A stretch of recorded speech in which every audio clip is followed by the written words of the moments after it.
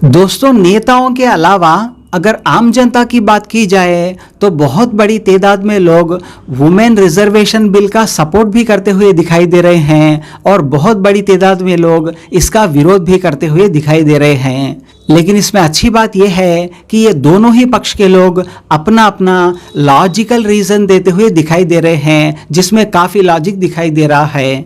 जितने भी लोग इस बिल के समर्थन में हैं, उनका ये मानना है कि ये बिल महिलाओं को सशक्त करेगी, महिलाओं को आगे बढ़ाएगी, राजनीति में लाएगी, महिलाओं को बराबर की हिस्सेदारी मिलेगी, तो महिलाओं के लिए डेफिनेटली ये एक अच्छा कानून है, इस तरह से कहना है पक्षदारों का। और जो लोग इसके विरोध में हैं, उनका ये मानना है कि कभी भी जेंडर के आधार पर रिजर्वेशन नहीं होना चाहिए। जो व्यक्ति टैलेंटेड हो, जो काफ़ी पढ़ा लिखा हो या राजनीति में काफ़ी नॉलेज रखता हो, जो डिज़र्विंग हो, सिर्फ उसी को ही राजनीति में आना चाहिए और उसी को ही हिस्सेदारी मिलनी चाहिए, ना कि जेंडर के बेस पर। अगर फीमेल भी कोई टैलेंटेड हो, राजनीति में काफ़ी नॉलेज रखती हो, तो उसको राजनीति में आना चाहिए। लेकिन इस तरह से एक पर्टिकुलर परसेंटेज देकर कि 33% महिलाएं ही पार्लियामेंट में या लोकसभा में आना चाहिए या 67% पुरुष ही पार्लियामेंट में आना चाहिए, इस तरह से रिजर्वेशन नहीं होना चाहिए। जो भी योग हो उसे नेता बनना चाहिए, परसेंटेज चाहे जो भी जितना हो, इस तरह से मानना है विरोधियों का। तो यहाँ पर दोनों ही पक्ष अपने अपने लॉजिकल रीजंस देते हुए दिखाई दे रहे हैं। वैसे इसी बीच आम आदमी पार्टी के संजय सिंह ने आरोप लगाया कि भारतीय जनता पार्टी एक्चुअल में ये बिल लाना ही नहीं चाहती। इस बिल को लाने में भाजपा लगभग 20 साल तक लगा देगी और ये सिर्फ 2024 के चुनावों के लिए एक जुमले से ज्यादा और कुछ भी नहीं है, ये आरोप लगाया संजय सिंह जी ने। पिछले 9 वर्षों में भारत के प्रधानमंत्री जी ने देश की जनता से जितने भी वादे किए, सारे के सारे वादे जुमला और झूठ साबित हुए। वो चाहे 2 करोड़ नौकरियों का हो, काला धन लाने का हो, 15 लाख देने का हो, फसल का दाम दोगुना करने का हो, पक्का मकान देने का हो, महंगाई कम करने का हो, सारा वादा जुमला साबित हुआ। अब चुनाव के ठीक पहले इस देश की करोड़ों महिलाओं को जिस बिल का इंतजार था, महिला आरक्षण बिल, वो बिल जुमले के रूप में, झूठ के रूप में न लागू करने की नीयत से प्रधानमंत्री जी नरेंद्र मोदी जी लेके आए हैं। और ये महिला आरक्षण बिल नहीं है। हम लोग बार बार कह रहे हैं कि ये महिला बेवकूफ बनाओ बिल है, महिलाओं को मूर्ख बनाने का बिल है ये। और ये बात हम किस लिए कह रहे हैं? क्योंकि ये जो बिल आ रहा है, ये बिल लागू होगा या नहीं होगा, इस पर ही अपने आप में बड़ा सवाल है। 20 साल में लागू होगा, 25 साल में लागू होगा या लागू नहीं होगा, इसी को लेकर सवाल खड़ा हो गया। इस महिला आरक्षण बिल में जो 2010 में राज्यसभा के अंदर पास हुआ था, उसमें कहीं ऐसा कोई प्रावधान नहीं था कि सेंसस होगा, डिलिमिटेशन होगा, ऐसा होगा, वैसा होगा। यह था कि भाई 33% आरक्षण मिलेगा।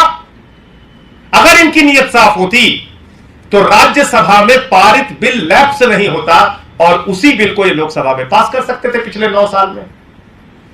वही बिल जो राज्यसभा में पारित बिल है, जिसमें यह प्रावधान नहीं है कि सेंसस और डिलिमिटेशन के बाद बिल लागू होगा, वो बिल लैप्स नहीं हुआ, उसी बिल को लोकसभा में पास कर देते।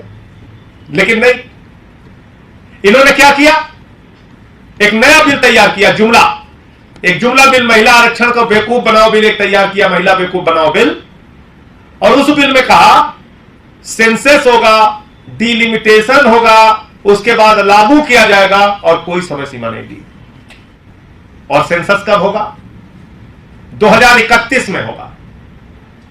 और 2031 के बाद कम से कम 2 से 3 साल सेंसस में लगेगा, उसके बाद डिलिमिटेशन होगा।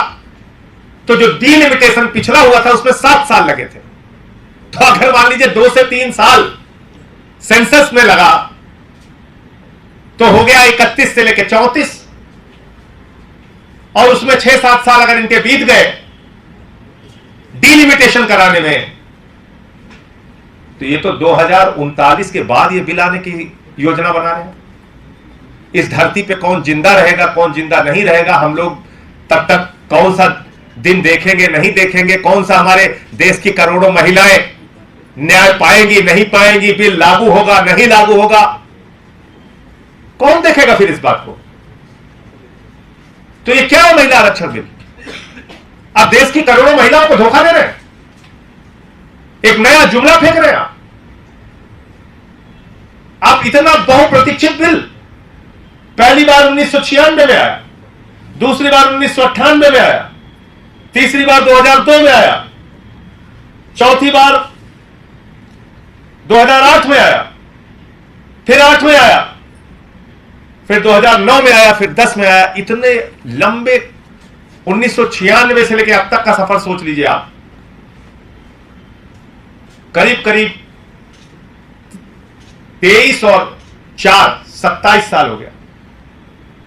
27 साल का लंबा इंतजार, और उसके बाद आप एक बिल लेके आते हैं जिसको आपने फिर ऐसी योजना बना दी है कि जो बिल 2039 के बाद लागू होगा और लागू होगा भी नहीं, ऐसी आप योजना लेके आए हैं।